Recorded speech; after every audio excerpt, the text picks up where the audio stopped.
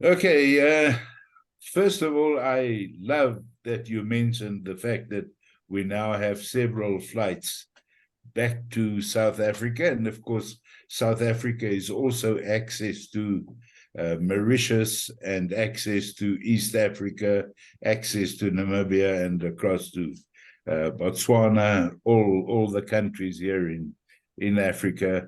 And we have missed you guys. We've really, really missed you. So happy you're back and happy to see that it makes January and February those months that other people don't visit our part of the world that much, that the Brazilians are on their way here, and of course all of our other South American clients.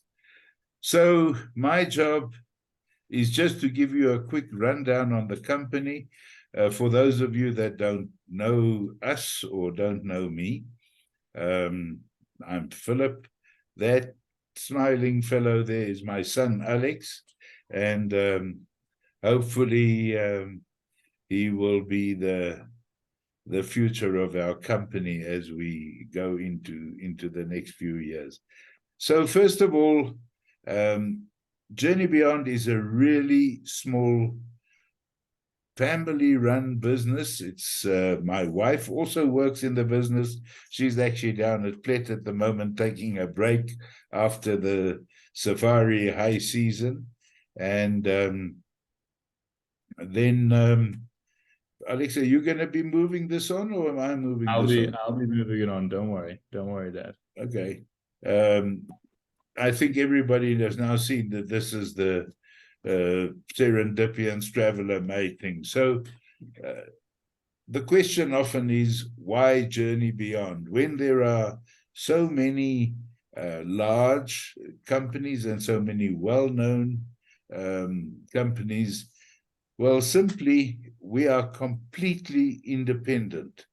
We don't own properties, we don't own cars, we don't own aeroplanes, we don't have a reason for putting your client anywhere except what we have identified for them as the correct destination. And we choose that after having had a complete sort of investigation with you on the client, and we want you to give us all the information you can, all the information you can give us to understand what their actual needs are. Then we compose itineraries that will really help you satisfy your clients' needs and dreams. From the company point of view, we are there hands-on, day to day. We have first-hand knowledge of Africa, having explored places like Botswana and Zimbabwe, Zambia, Namibia from the very beginning. We were going there with Land Rovers and tents on top of the roof and a little trailer behind, and camping, with the clients actually putting up the tents, doing the cooking and the washing up and the fire making, everything. They called it a holiday and they paid us money for it, okay? But over the years, the clients drove us higher and higher from a luxury and a quality of experience aspect. So we got 40 years of knowing where to go, finding where to go, and looking for places where to go. You will see later on that there are wonderful new properties. In the time of COVID, Africa did not stand still, and properties did not go backwards. They actually all, not every single one, but numbers of them, went out and did complete refurbs, did lots of new investments, and you'll see through the media on a regular basis. This one has got, just today, Cheetah Plains has got a new art gallery. The other day, so-and-so had a spa. It's all new properties getting along and actually improving the product to the clients. And then, of course, important for us is we really have very good relationships with our suppliers. We do look after our clients and our agents as the most important thing in our lives, but we also maintain the very good relationship with the suppliers, so that when we need a favor, which is mostly because you need a favor or your client needs a favor, we get it done. And that's it, So it's in this world, as we all say, it's not who you know or what you not what you know, it's who you know. And by the way, for anybody hearing a lot of dogs in the background, it's because it's 8 o'clock at night here in South Africa, of course, and I'm at home, and those are my dogs running around. And we've got three little dogs running around. And just to add to my father there, because he likes to be a bit humble sometimes, and I'm the one who gets to talk about him. My dad started in the travel industry in Africa, really at the bottom end of luxury, as he said, with self-drives and everything. This is in the 70s. This is a lot before my time. And through growing in that industry, whether it's from building camps, owning camps, managing those camps, managing the vehicles that goes up on a daily basis, he really found his passion, which was tailor-making trips to what clients from overseas wanted. He used to be involved in CC Africa, which most of you now know as And Beyond. And in 2001, he created Journey Beyond after leaving CC Africa with the aim of tailor-making every trip to a client's specifications, and having an independent view on what they all wanted. But yeah, going on further to that, we'll go into the countries that we operate in. So Journey Beyond operates in what we call Safari Africa, which is sub-Saharan Africa. Countries like Angola and the Democratic Republic of the Congo sort of haven't caught up from a luxury point of view. But we operate in Uganda, Rwanda for the gorillas, East Africa with Kenya and Tanzania and the migration, and then all of Southern Africa from East Coast to West Coast, with Namibia, Botswana, Zambia, South Africa. How we're able to do this is we only really work in the luxury department, with five-star deluxe products. That's not to say that just because a Relais and Chateau came around and put a stamp on a door, they're a five-star product. We also work in the five-star experiential market. This can be from flying safaris in Namibia to walking safaris in Zambia that may not be in a tent or a camp that has gold taps and high thread count, but offer great experiences to people who want to experience Africa. There's also other countries that we operate in the Indian Ocean Islands, with Maldives, Zanzibar off the coast of the East African section of it all, some of the archipelago in Mozambique, Madagascar, and then Mauritius all over to the side.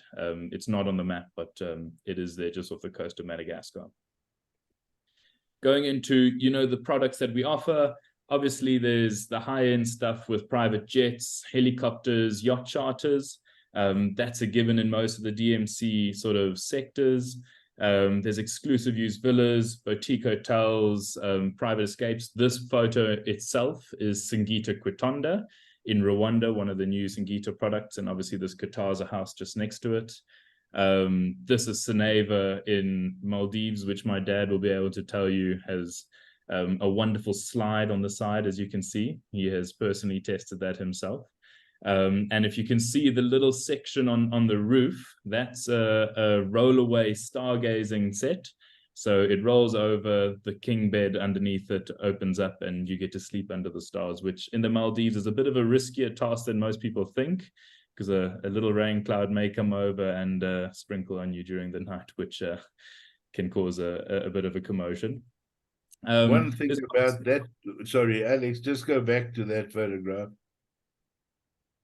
One thing about that, I am not 100% sure, but I think those people are having breakfast in the pool. That's one of the super treats of the Maldives.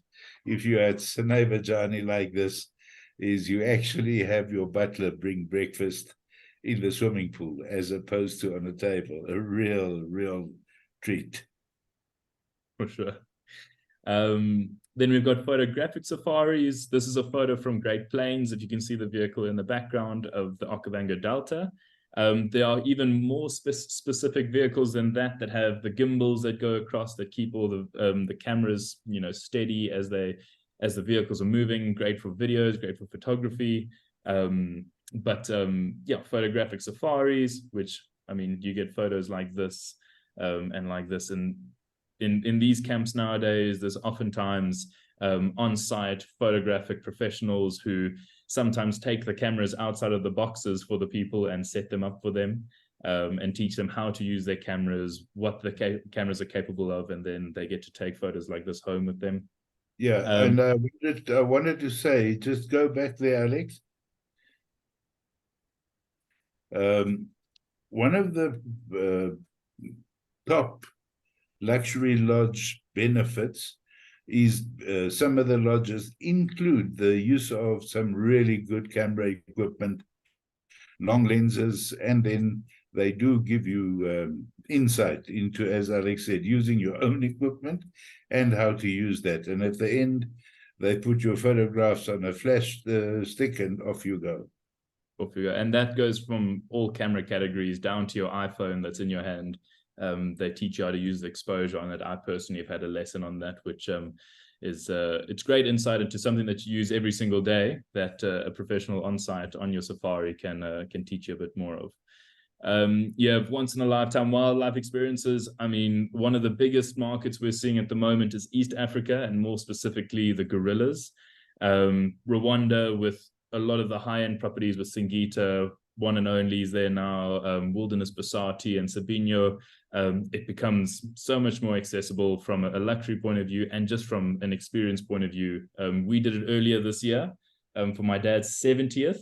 If you're looking at the camera and you see my dad, he doesn't look a day over 60, so he's done himself well there. But we went up the mountain, had to do a bit of product testing, as we always love to say, and go and see the gorillas.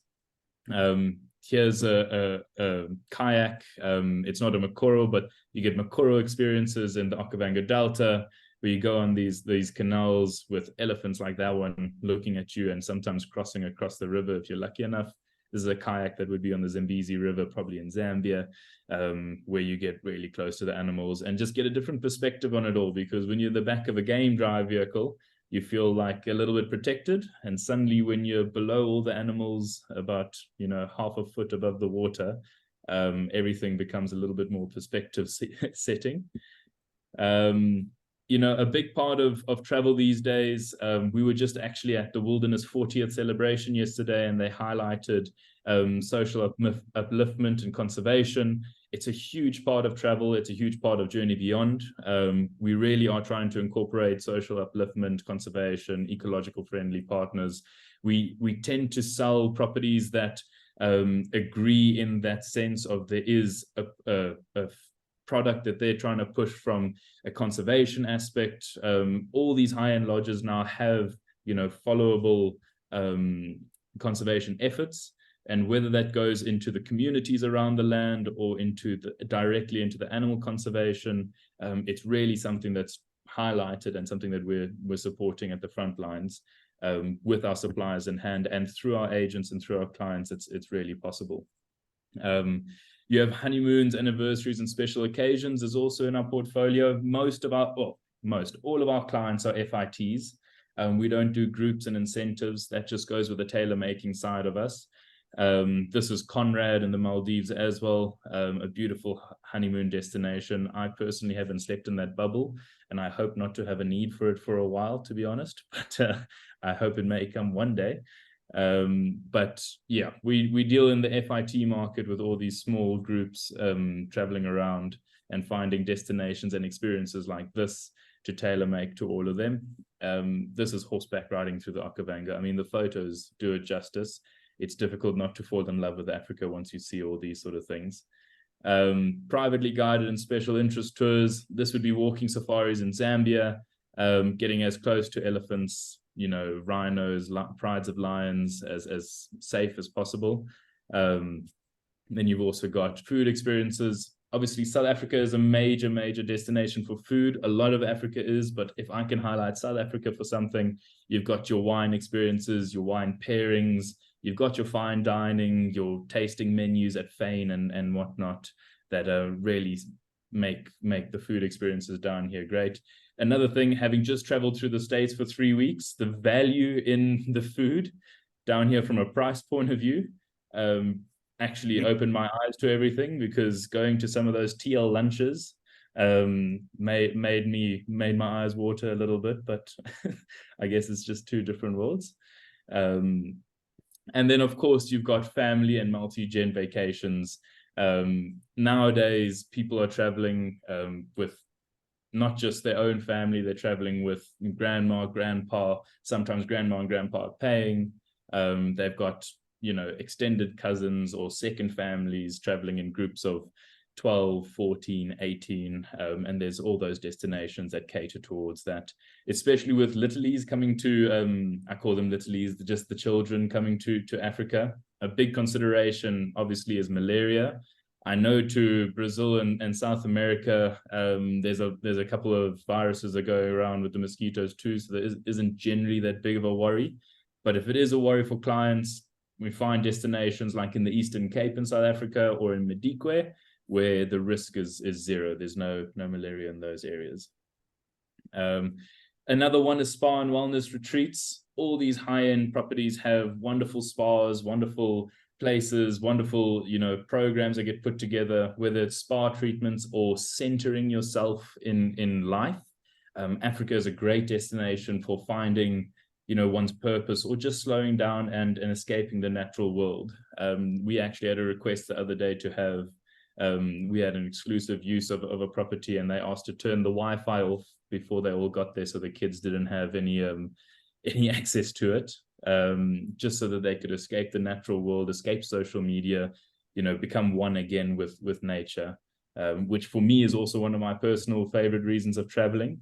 But that's also definitely something that's out there. You've got sports activities and soft adventures.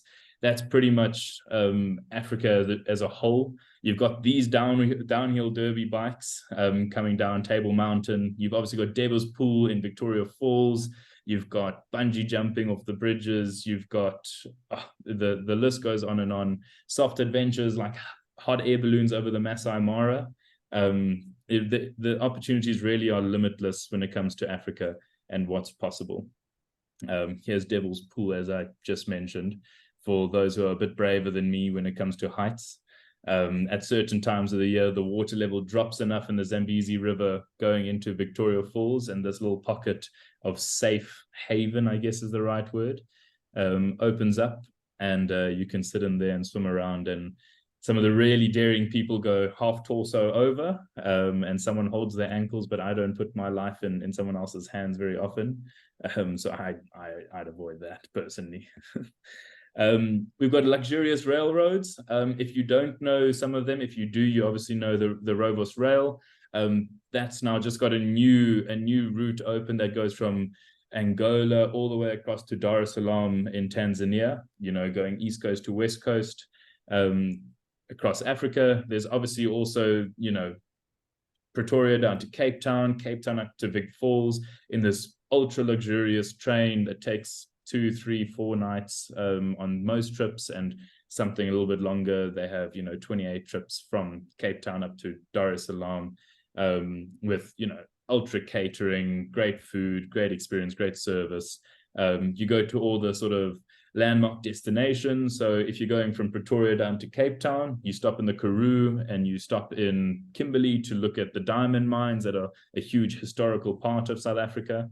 And the whole experience is just as special. It's a great way of incorporating experience in the travel. Rather than getting on a plane and flying, you can have sort of 2 nights, 3 nights going down to Cape Town, where those 2 and 3 nights are part of your African experience, if time allows, obviously.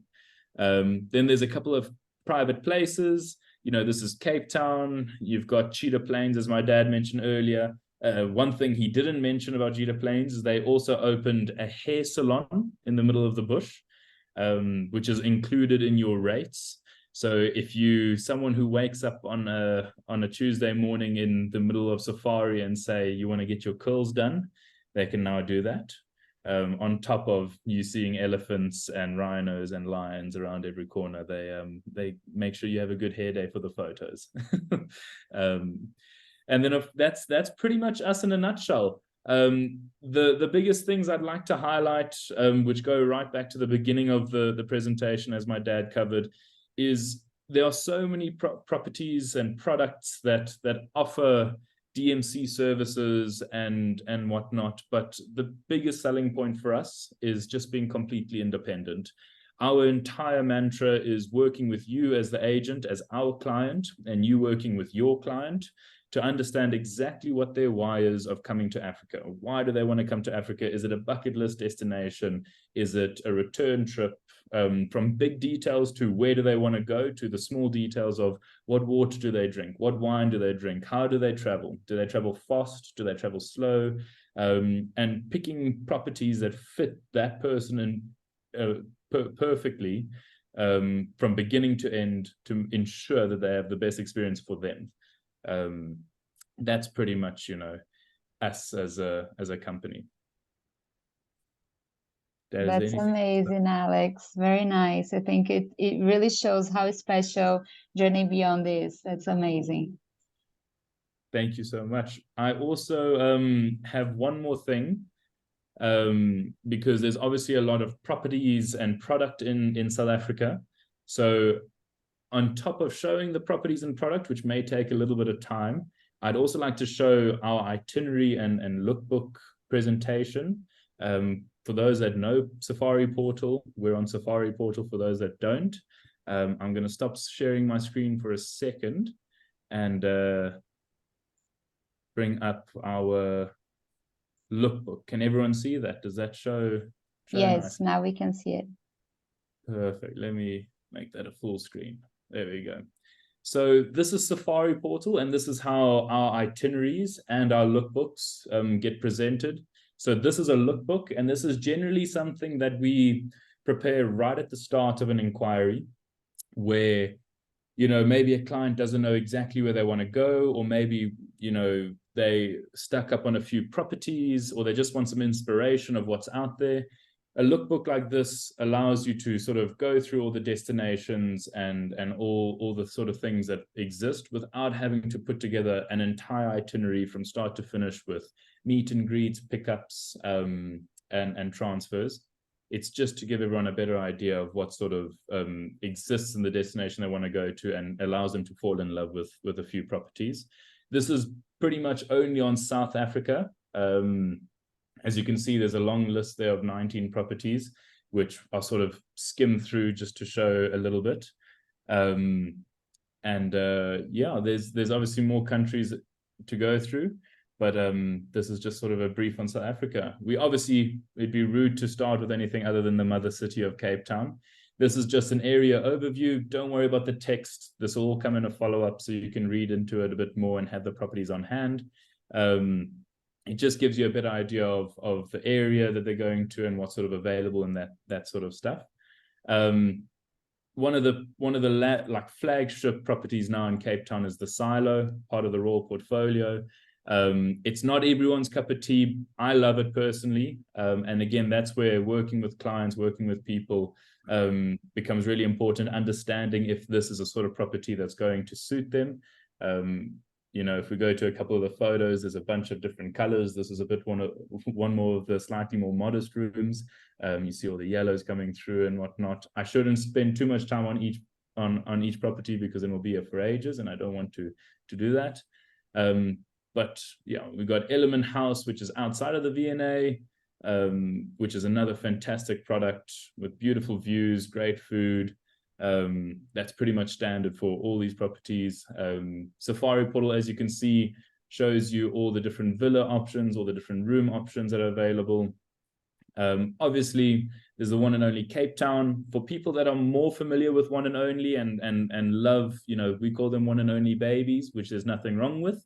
There's a great product down in Cape Town that offers fantastic destination sort of access. Alex, Yes. Alex, let me just make a point to the people. Guys, if you ever look down there, you see that's the island at the one and only, with Table Mountain behind it. Now, the Marina Rise is where we are looking from at the mountain at the moment. And you can see we've got magnificent views. But when you're down there on those island rooms, the apartment blocks around it tend to block the view for you completely. So be careful. They're clever. They sell those rooms for more money than the Marina Rise rooms. And really, you want to be in a Marina Rise room, okay? Just as a info. It's information like that my dad highlighted that is sort of why DMCs exist at the end of the day. It's impossible for everyone to know everything about products as we move into Franschhoek. I'm just going to keep scrolling through the background before we get to some properties. And understanding the whys, understanding the properties, going to the properties and personally visiting them, whether it's myself, my dad, or one of the other consultants in the team, is how we're able to give sort of the best recommendation. Going into the winelands, there's a couple of options as well to you know, pair up with Cape Town. La Residence, again, a fantastic product from the Royal portfolio. Yet again, you can see how Liz Biden styles it. It's not for everyone. Some people love it, some people hate it. Again, like I said, I personally love it. And I should just tell everybody that it got quite a lot of damage during recent floods in Franschhoek, and it's closed until the 1st of December. Yeah, we'll reopen then. So was the Last Word in Franschhoek, damaged quite a bit, but everybody else is pretty much okay. Yeah. And the great thing about Safari Portal, if I can highlight that again, is it shows you every single room, shows you what these rooms look like. You know, you can scroll through these photos that take you through, you know, the different amenities, the different rooms. You can see here's the purple one, which again is just the wonderful tastes of Liz Biden. And then you go into the children's room. So it gives a real idea of what sort of properties offer. We go into the more artsy side of things, and we go to Dalle Graf with these wonderful cheetah statues that are pinned throughout the entire property. It shows you videos. It takes you through the whole destination. You know, Dalle Graf and La Residence are two fantastic properties. Dalle Graf also has a fantastic restaurant at it for lunches that offer, you know, a difference from a wine tasting point of view. Obviously, all these are still functioning vineyards where they produce their own wines and can sell. And then the third property in Franschhoek that's fantastic now is Leeuw Estates, which is often actually one we find is a little bit less known. Most people know the La Residence and the Dalle Graf, but Leeuw Estates tends to take people by surprise, but it is a fantastic, fantastic property. You know, it's that old Dutch colonial style houses with really contemporary rooms. I mean, again, the photos do it justice. It's really put together. It's very, I'd say, a safe option. This is never something that's going to offend someone from a design point of view. And it's just a really nice destination to go to. Now I'm trying to scroll through all these. There we go. Now we go into the big stuff. You know, we have Tswalu and the Kalahari. I wanted to bring this one first before we go into the Greater Kruger because of how many properties there are in the Greater Kruger that are fantastic. But Tswalu is a destination that is overlooked sometimes.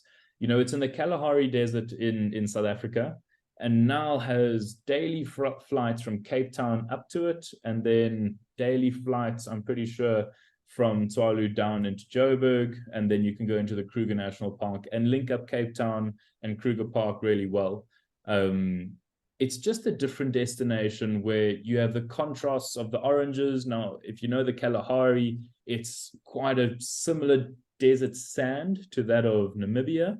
It has a lot more bushes and a lot more trees than Namibia does, obviously, as it's got a little bit more rain during the year. But animals like lions, desert lions, cheetahs really thrive in this area because of how flat it is, and things don't grow up as high. And then you've got the meerkats experiences where you get some of those photos of the meerkats by themselves coming up to humans and standing on their shoulders and on their heads. It's a real experience for clients. And here's a little video, I'm sure, which show the meerkats popping out. Going into the bigger side of things, the real highlighted big game areas, you've got the Greater Kruger National Park, which is a section on the western side of the Kruger National Park that's basically a lot of private camps.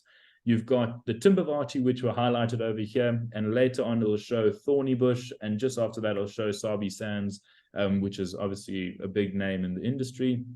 These are basically camps where the rules are a little bit different. You're allowed to traverse off the road to get closer to sightings. The timings that vehicles are allowed to be out is a little bit different.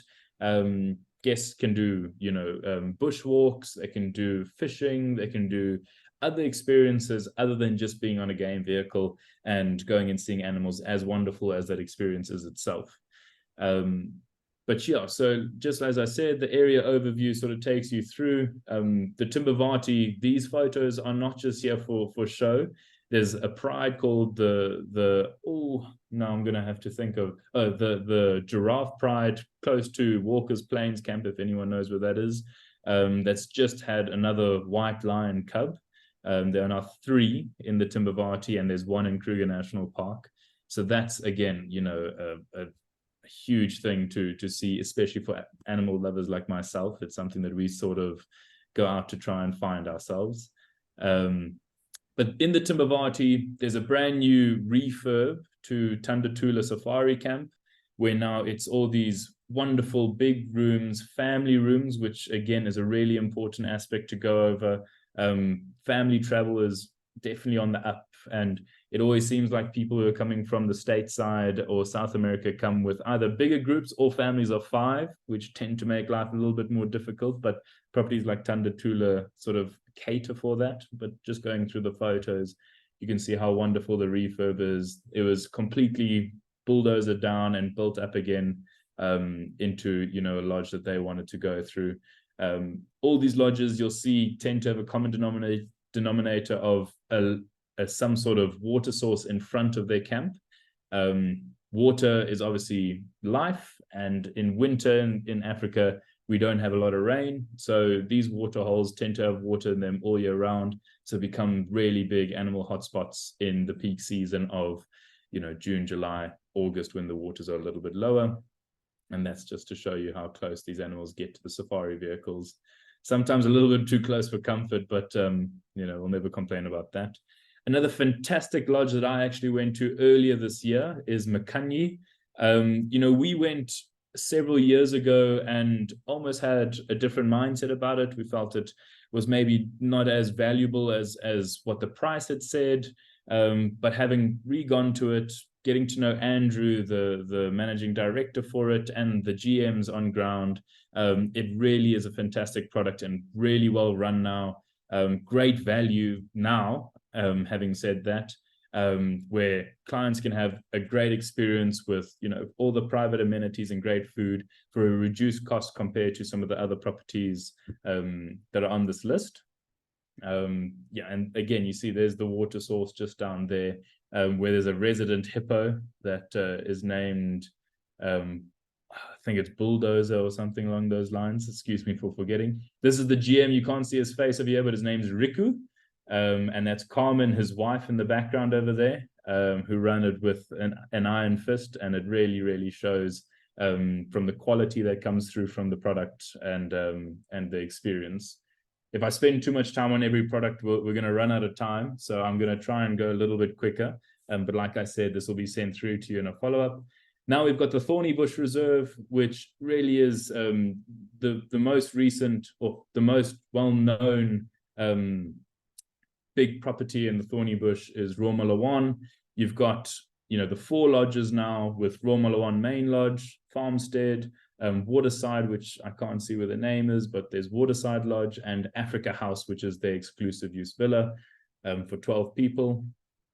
I'm just going to squiz through it because there are a lot of properties.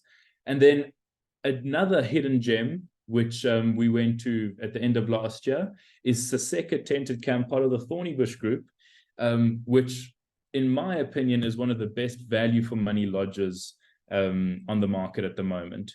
It comes in at around $1,000 per person per night rate. And the food is fantastic, the experience is fantastic, and a really big highlight is there's not a lot of tented camps in South Africa.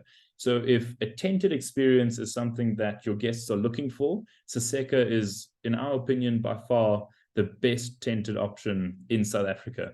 Going up to Bots, there's obviously plenty tented options. They're actually they're only allowed to have tented options, but staying in South Africa, if that's the aim of the clients, Saseka is a fantastic option from there. A newly refurbed camp, one I also visited at the same time that I visited Makanyi, is Monwana. The Moore collection has just taken them over, and they've really, really rebuilt a fantastic place. Also with family rooms, this is just their villa called the Residence over here that has 2 different rooms in it for 4 people, but you can have, meetings with, if the rest of your family is staying in the lodge. It's a really, really great option. And then we go into what most people know as the big dog, the Sabi Sand Game Reserve, which Thorny Bush is definitely catching up from a game viewing point of view, and there's fantastic game viewing in both the Timbavati and Thorny Bush, but there's something about the Sabi Sands, especially from a leopard point of view, where the game viewing is just unbelievable. Around every corner, there's a different leopard with a different name, a different story. All the guides know it as well. And obviously one of the biggest names in safari is there with Singita Ebony Lodge and obviously Singita Boulders Lodge. Top end property. There's not much to say about Singita that I think someone who knows about Singita doesn't know. It's, as good as it comes. Perfect service, perfect experience, 5-star deluxe, great atmosphere, great meaning, great conservation effort. It really is a fantastic product and something that we can wholeheartedly recommend. Likewise with Londolozi, I've chosen Londolozi Private Granite. There's obviously still Vati's Camp, Founders Camp, Tree Camp. There's several Londolozi products that cater for different people. Private Granite itself only has 3 rooms. So from an exclusive use point of view, it's fantastic. Or from a honeymoon point of view, it's fantastic because there's not so many people at the lodge. So the chance of getting maybe a private vehicle without having to pay for it is a bit more common. Or likewise, there's just not so many kids running around, especially because there's the age limit as well. But yeah, Mala Rat Race Camp. Now, Rat Race is quite a colonial looking camp from a design aspect point of view, but you can't go past Mala from a game viewing point of view. It's the biggest concession in the Greater Kruger National Park. And, from a productivity point of view, they send stats out every week that I read about how many leopards they've seen, what lion sightings they've seen. The numbers and the hit rate in Mala is just incredible. If clients' sole goal is to see the best animal viewing in the entirety of South Africa, the only real recommendation is Mala. Great, there's great game viewing everywhere else as well, obviously, but just the hit rate at Mala you can't go past, and makes it such a special camp for that reason. We've mentioned it a few times now, and it is obviously a camp that we really love. You've got Cheetah Plains exclusive use villas. These little villas, they're massive villas, but these villas are called bush homes. There are 3 of them. Each bush home has 4 rooms. These rooms can also be interconnected or they can be completely separate. It's up to who's staying there. Maybe if it's a family with young kids, they want them to be interconnected, or if it's just 4 couples traveling, they want them to have their own rooms.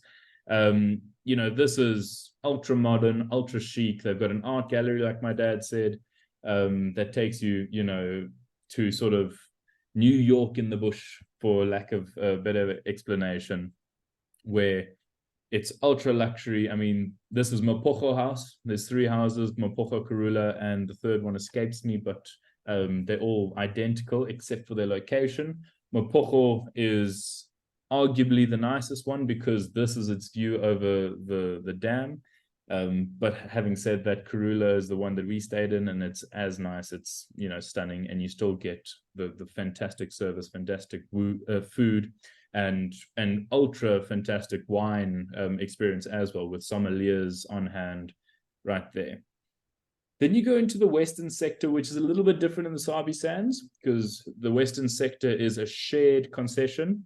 In a sense, it's a private concession that multiple lodges are allowed to traverse on. Dulini is one of them. Ian and Sue, who run Dulini, are fantastic people, great morals, run it with also with maybe a softer iron fist, but with a loving iron fist, if that's the best way to explain it. Great option. There's Leadwood. There's another 2 with Moya and River, which are all fantastic options. And then you've got Savannah, which is also a great option, also in the western sector, where they can all traverse on the same land. And I mean, sightings like this are just stunning. It's sort of why we all go to the bush, and why we all come to Africa. Finally, you couldn't go through South Africa and not touch on the Kruger National Park. We don't really sell many products in the Kruger Park, just because of the concession rules, you know, the fact that it is a government-run park, so you have to be out of the gates at a certain time. But there is obviously Singita Lobombo and Singita Sweni that are on their own concession right on the border on the eastern side with Mozambique, in the Lobombo mountain range, where you can traverse on your own private concession. There's different rules applied to them, and, you know, the conservation effort that they're putting in protecting this land is fantastic. You know, you've got areas like this in Lobombo that are open and wide, and then we go back up where the rooms are. I mean, that's a room on the side of the Lobombo mountain range, these little glass boxes pinned on the side. This is your main area, your main pool. You know, Singita sort of, as I said, sort of speaks for itself from an experiential point of view. But that's just a really quick run through of 19 of the products that exist in South Africa. This will all be sent to you. Yeah, this will all be sent to you so you can have a real read and a real look over. And I feel like if we had spent more time on it, everyone would be a bit overwhelmed. So in your own time, you can go over it and all the details and whatnot. No, that's really complete, and so many places and incredible hotels. We do have a question regarding the lodges that accept children, like small ones, like 4-year-olds. I know sometimes it's tricky, but Brazilians really like to travel with family. So do you have like any recommendations for families that can do the safari with the small kids? Lots of the safari lodges take children of all ages. There are a couple that limit that because they don't want to have children around adults, you know. So, for instance, at the Singita Boulders, the minimum age is 10. Mm-hmm. But at Ebony and the others around, it's 0. You know, and in fact, the stopping factor in Africa really is malaria. Mm-hmm. That is a worry for most people in the world, except for Brazilians. Yeah. And then, of course, within South Africa, we have the safari lodges down on the Cape Coast, near Port Elizabeth and between Port Elizabeth and East London, places like Kwandwe and Kariga and Shamwari. And those, they have no malaria, so there's no threat to anybody. Somebody may have a lodge that's got, in their mind, some places where children would not be safe, from how it's designed or built. Those would have a age limit on. And then Madikwe, basically also, nobody has any age limits except where there's a building type of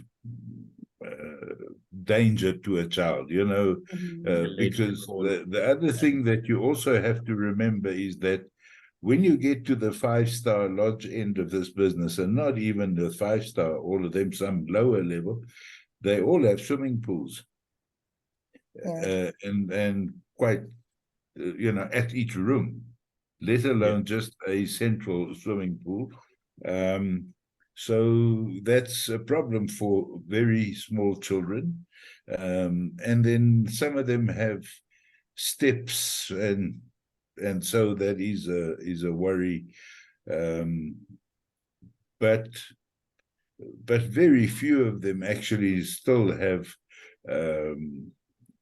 age restrictions. In fact, more and more of them have multiple bedroom family units, so 2 and 3 room units. It's really been a very big change over the last sort of 10, 12 years or so. Places nowadays, sorry, Dad. Nowadays, if any lodge refurbs and does a hard refurb, the first thing that they put on their building list is a family room. I see. Yeah, so if they haven't got. And but just going places like Botswana. Oh, sorry. I was going to say, just going into the malaria side of things, the real risk comes in summer only. And when I say real risk, it's not a high risk, because knowing malaria, if you understand it, it has to bite a person with malaria, fly over to you during its lifetime, and then bite you and give you malaria. These lodges are so remote and so, out in the wilderness, that the chance of having someone with malaria in the area is very low, not zero, which is why we don't advocate for malaria areas for very young children, but very low. And if you come in winter, like I said earlier in the presentation, where the water levels are very, very low, there aren't any mosquitoes, so if there's no mosquitoes, there's no malaria type of thing. From an ultra safety point of view, when there's young kids involved, though, going down to the Eastern Cape or into Madikwe is definitely a better option. Especially, Shamwari has a fantastic kids club where they take the kids, they drive them around a predetermined route. They have elephant dung on the side, or they know there's a termite mound or something, and they get out the vehicle and, inspect everything and get their hands dirty. And more places are doing that these days. So accepting children is that's very nice to know.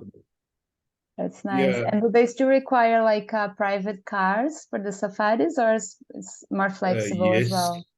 Yes, one of the restrictions is, of course, that small children may not be allowed to go on a game drive because they don't know how to behave.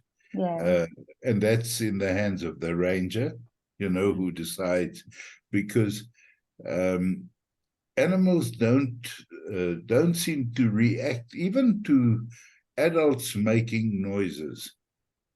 But the minute a child makes a sound, the animals are immediately alert.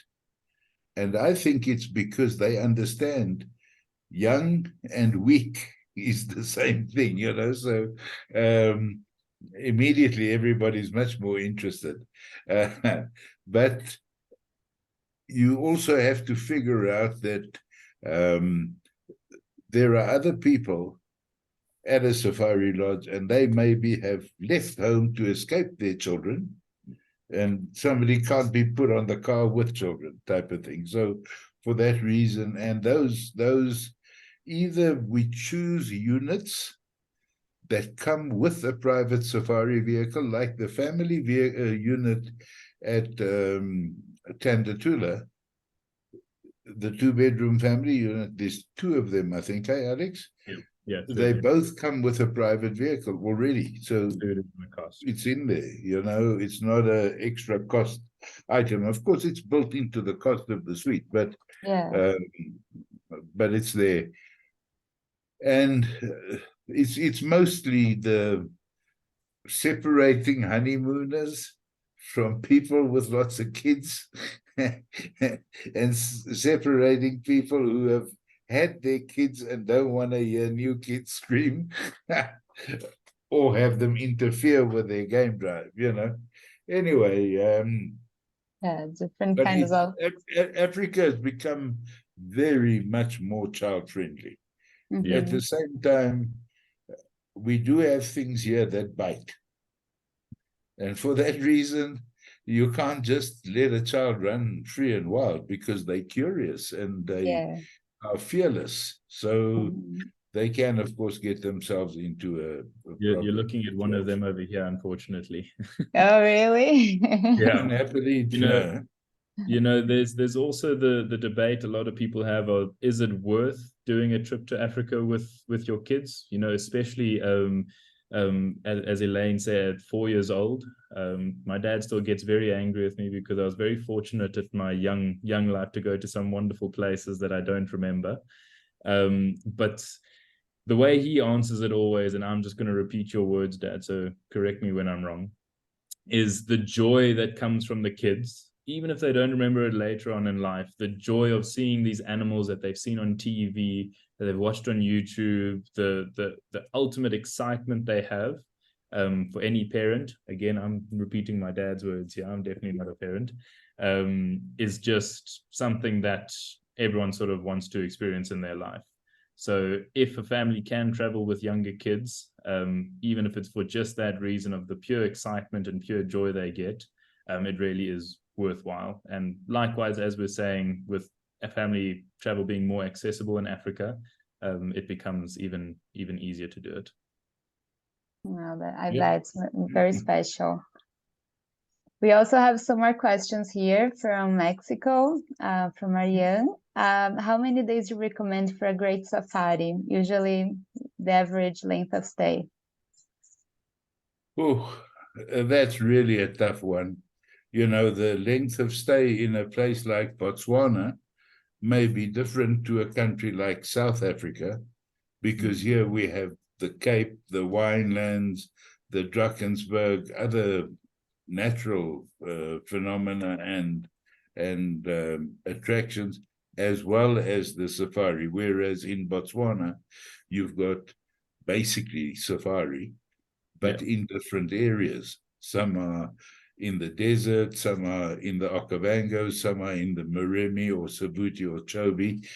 So it's really a difficult question. I would, however, always say to people, don't have only 2 nights at one lodge and then go 2 nights at another lodge and then maybe 2 nights at another lodge. You're much better off doing 3 nights in one place or even 4 nights in one place than just hopping. The reason being is generally you can only check into your lodge at 2:00 in the afternoon. So they will give you lunch when you arrive there. That's not a problem. But you won't be able to get into your room. And during the course of that afternoon, you now get to suss out the whole place, how it all works. You get to be friends with the ranger, the tracker, the butler, the barman. And tomorrow you have a full day there. But if you're leaving after, because that would be your second night, if you're leaving then, you'd have to start thinking of packing already. And what time am I leaving tomorrow? You know, when is my transfer? So rather have 3 nights in one place and have 2 full relaxing days before moving on. And animals and the number of animals and what animals you see depend on the different biomes or biospheres that you visit, because animals like certain food. Some eat just grass, some eat just leaves on trees, some eat both of those, and then, of course, some are secretive and love living by rivers, whereas others like to be out in the open on the savannah. So the more different areas you go to, the more animals you will see at the end of the day. Different species. I think if we were to put sort of a general night or day amount for travel, in that 10 to 12 nights on ground, that's not factoring the night that you lose flying in and the night you lose flying out. 10 to 12 nights on ground would be a good time for safari. You can also do 9 nights, where, especially if you're doing South Africa, you could do a day trip out to the winelands rather than staying in it if time doesn't allow. But in that 10 to 12 nights, and I'll be the first to say, even for myself personally, when traveling, the longer the better, because like my dad was saying, the more areas you get to see then. Just as a very brief example, just going into the presentation between Thornybush and Sabi Sands, Thornybush has a huge density of lions, because there's bigger prey options in that area because of the biosphere that my dad's talking about. So your lion sightings and the amount of lions you see and the different prides you see and the size of the prides, the giraffe pride that borders Timbavati and Thornybush is 26 lions. That in itself is an amazing sight to see. Then you go down into the Sabi Sands, and it's just leopards. There's still plenty of lions, and the experience is still great, and you tend to see them. But the amount of leopards you see then in Sabi Sands is just really special in itself. So pairing up, Sabi Sands with Thornybush or Sabi Sands with Timbavati, you get to see 2 different biomes, 2 different biospheres, 2 different diversities of animals, and have completely different experiences, although you are only sort of an hour flight away from one another. So longer is always better. Yes, no, I agree totally. We also have 2 other questions regarding for clients with disabilities, if the lodges, they have like accessibility for those clients. For sure. They have for disabilities. Yeah. Oh, yes. Sure. There are numbers of the lodges that really do cater for that overall. It's actually in South Africa, our building regulations really force people to have good access and so on. It's not 100% true on every single place, but we know which to go to. And in fact, there's a wonderful lodge that has that is run by a family of which the husband is in a wheelchair. They own it and run it, and the whole place is set up to work 100% for that. And it's always on an exclusive use basis. Very nice. I can't actually think of its name right now. But that is amazing. we have the information, we know where to find yes, the no, exactly. That also goes for not just the lodge itself, but getting into the vehicle, the seats that the people sit in, those sort of things. It's all made sure that it's, I can't begin to say that I understand what it's like living with a disability. But like my dad said, there are lodges out there that have either personal experience with it, that they know how to cater for it, or they bring people in with personal experience of it to say, no, you need to change this, you need to change that, type of thing. And sometimes it's also a matter of, even if it's not a full-blown disability, sometimes it's just an older couple of understanding to put them into the rooms closer to the main area rather than putting them all the way at the end, type of thing. So that's the sort of, we need that information from the agents to understand it about the clients, and we can 100%, there's an option for everything these days, especially. Yeah, solution. No, that's amazing. That's one thing that we always stress that, and we highlight for the agents. The more information they give it to you, it's like it's better for you to develop a beautiful itinerary, right? Like if it's anniversary, they're celebrating something, any disability, anything, it makes much easier. 100%. Yeah, and we are going to run out of time. So on that score, I'd like to make one comment for you. A lot of the pure joy that we give to people on a safari or travel in Africa is simply by knowing what their interests are and making the lodge aware in advance that these people are, and it's stupid to say, fantastic birders or very keen photographers, or whatever, because they match up the clients with the guides who have the same interest. It could be flowers, it could be trees, it can be anything. And then, of course, if somebody, for instance, likes playing golf, but they're coming on a family vacation, they're not thinking of playing golf. But if we are told that they're keen golfers, we can say, but on this day when you are there, you can play a game of golf while the rest of the family does X, Y, Z. That sounds stupid to say, but that type of thing. I can't think of the right one now. And when Alex did the conversation about the photography as a special interest, I mean, that's a very big value add that the lodges provide nowadays. But we also do stuff like get in a photographer to take like honeymoon safari pictures or family safari pictures. They come in for the day, they travel around with them or in another car, and they take professional quality pictures, which people then keep for the rest of their lives, as opposed to having the barman take the photograph or whatever. And we do that all the way from Tanzania and Kenya down to Cape Town, that we can provide that type of service. In fact, I've had a couple this past year. Yeah, Brazilians love that, to have their own photographer. Yeah. It was lovely. Yeah. That's nice. We have another 2 questions before we go. If there is a specific season to see baby wild animals? So Yes. you're looking in the springtime of the southern hemisphere. So basically, the bush is lovely because the bush is predictable but unpredictable. So babies tend to happen around, especially for herbivores, around the first rains.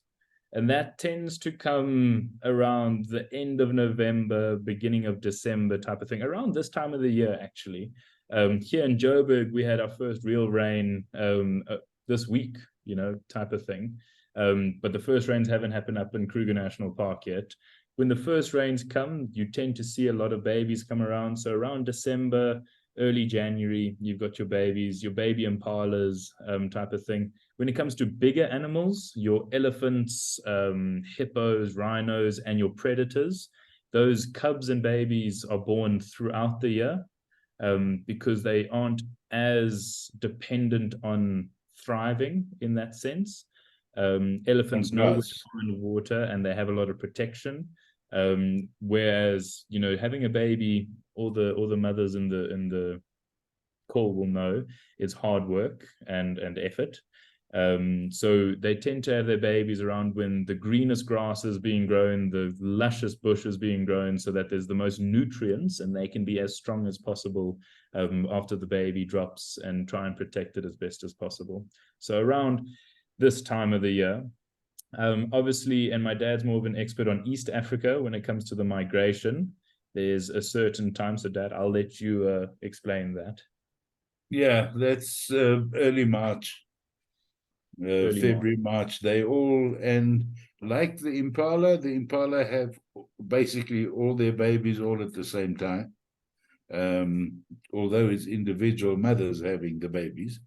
The same happens with wildebeest and with the zebra in the migration. They all calve at the same time, so that the lions can only eat so many babies in a day. You with me? So more survive. If they had them one by one, Wow. they'd eat them all. So safety in numbers. That actually also is a point that for our South American and specific Brazilian market, You know, I Mhm. know they love traveling January, February. No, there's no safari nearby Cape Town. I just saw No. that question come through. I will answer that now, okay? But I was just going to say, oh God, yes. So it's all a matter of protection of numbers for that.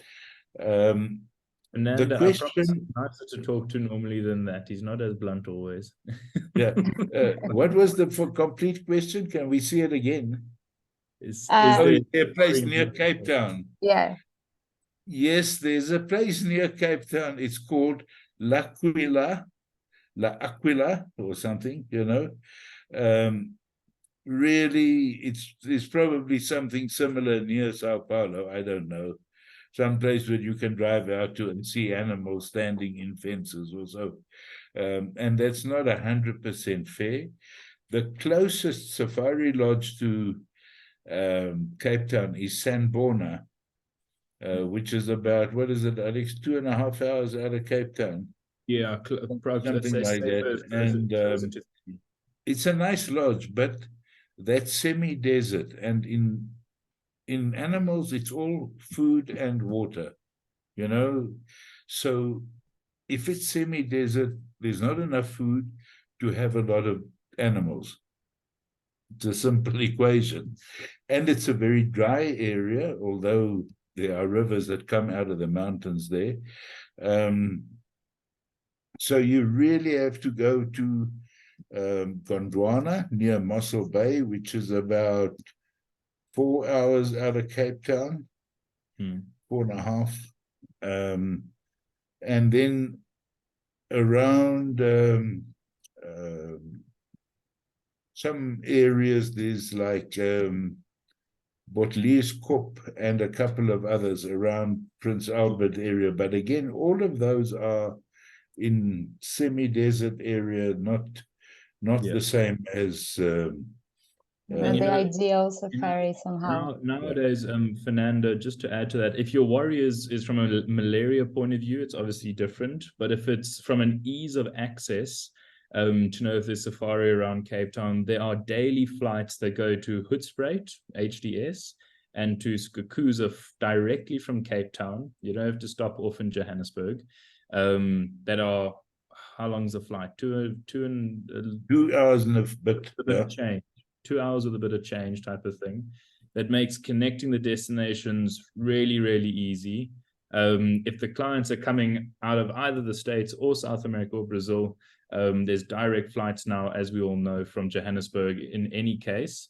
So being up in the Greater Kruger National Park, connecting into Johannesburg is really easy because there's also daily flights from also Skukuza, Mpumalanga, and Hoedspruit directly into Johannesburg to connect onto international flights.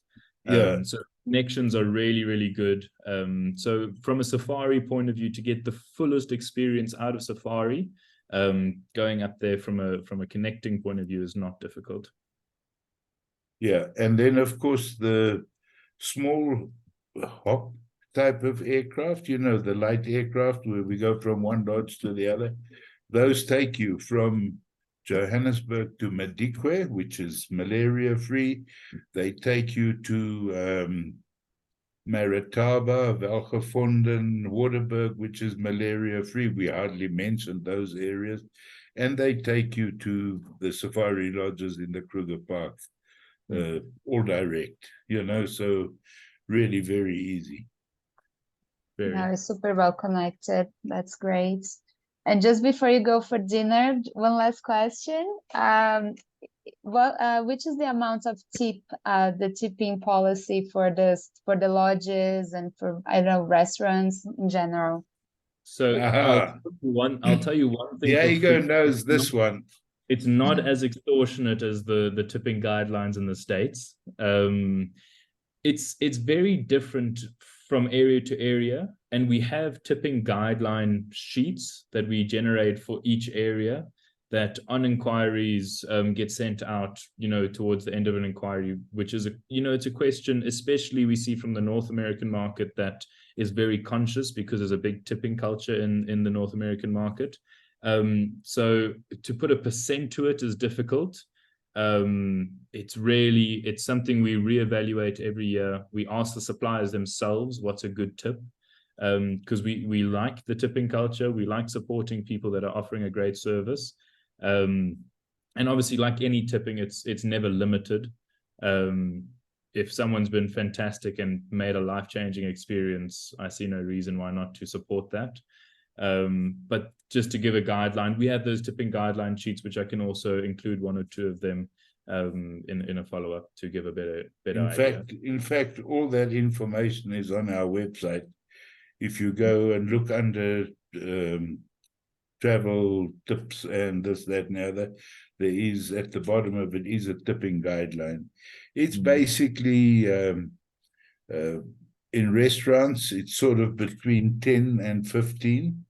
If you 8+ people, it tends to be 15, and you could do more if you're really happy, but the guy will be happy with 15%, or guy or girl. Be very happy with 15%.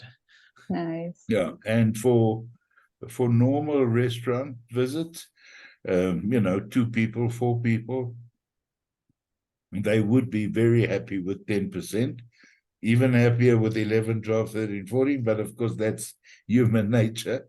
But the standard here is really 10 for under 8 people and 15 for over that.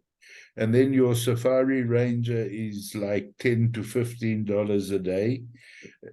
And yes, per person. And then, Alex, what was the guide in Cape Town? The guide's about, well, I'm not thinking about Cape Town, but there's a tracker on your vehicle as well. So you got $10 to $15 per person on the vehicle for the guide, and then around $7.50 per person on the vehicle per day for the tracker. The guide in Cape Town is very similar to the guide on the vehicle. It's $10 to $15 per person in the vehicle a day. Again, not limited, also not capped, so you don't have to give that much. If someone did have a bad experience, which very, very few people do, then you can tip whatever you want, type of thing. No, that's perfect. And Elaine also wants to know if Madikwe is via Port Elizabeth. No, so Madikwe is about 2 hours outside of Johannesburg, further north, actually, going towards the Botswana border. So you mean driving 4 hours? Yes. Yeah, okay, 4 hours. So this is why we have... And a 45-50-minute flight with Federal Air, which is out of Johannesburg. Port Elizabeth is closer to the Eastern Cape lodges that we mentioned earlier with Kwandwe and Shamwari. Madikwe is just a different game reserve further north. Basically, if you looked at Kruger National Park on the same plane as that, just a lot further west, that's where Madikwe is sort of suggested. On the border with Botswana. Yeah, and before you get to the Kalahari side of things, it's a bit more, it gets quite a bit more rain than the Kalahari. Yeah. I also see a question about Portuguese-speaking staff and guides. So the simple answer is yes. The reason it's yes is because we don't own anything. We don't own any properties or any transfer vehicles or anything like that. We subcontract all of our services to the best provider in that field. So we subcontract our ground services and we request Portuguese-speaking staff from companies that have the best Portuguese-speaking staff. So if a family's coming from Brazil and they want a Portuguese-speaking guide, we can request that, and we know the company to go to that has the best Portuguese-speaking guides on hand. The reality now after COVID with other language-speaking guides is they are in high demand, A, and B, in low supply. So to secure a different language-speaking guide, and that goes for Spanish, for Portuguese, Mandarin, any of those languages, the longer the lead time to their travel, the more chance we have of securing that guide. So from a last-minute booking point of view, it's difficult. Doesn't mean it's impossible. We just have to be a bit lucky sometimes there. But if you're giving us sort of 9, 10, 12 months in advance, there's a good chance that we can secure one. Yeah, Brazilians have to anticipate themselves then. Paula, one thing is the Portuguese-speaking guides at safari lodges, of course, is almost zero. Okay, there will be near the Kruger Park several Mozambicans employed, who of course all speak Portuguese, but you can't bank on that, and they would not be the safari guide or the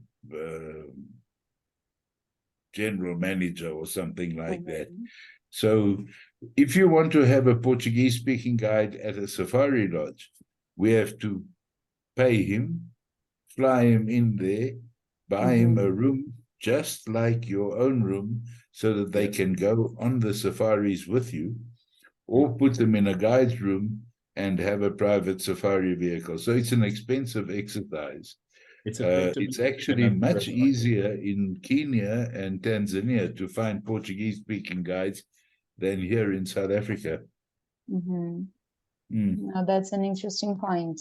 And you know, to also highlight something on that point, the actual the actual guides, I say South African, looking at Singita Lubombo, the actual local guides are in a way infinitely better, because they know that area so well. You know, a lot of these guides and trackers grew up in Acorn Hook around the corner in Kruger National Park, in Hoedspruit, or in Mpumalanga, and basically lived in the bush as a child. And I don't say lived in it in the sense of they're running through the bush. They just went to the bush all the time. They had animal interactions. They know every corner, every stone, every pebble that exists in that area.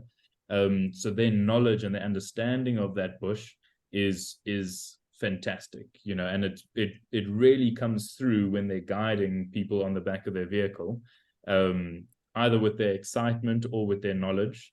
So having the local speaking guides and the local guides that speak English doesn't take away from any of the safari experience. Yeah, it's very rich, the information. No, Elaine asked another question about Shamwari, and yes, it's next to PLZ. Yeah, Port Elizabeth. Knowing PLZ, we know Elaine's coming to has already been to South Africa in her life. Yeah, Elaine is a very well-known agency in Brazil. She's planning to come soon. For sure. Yeah. Elaine, thank you for the questions as well. That's nice, guys. I think it was a really, really nice webinar. I know we have a second session next week coming up as well, with a lot of new information about the other destinations. So I think we will send all the information for all the agents, and if anybody has any other questions, Alex and Phillips are always around and always able to help. And everybody's saying thank you. It was amazing. So thank you very much. It was really amazing. For everyone that stayed long as well. I know we went a bit over time. We are a bit passionate about what we do, so sometimes that happens.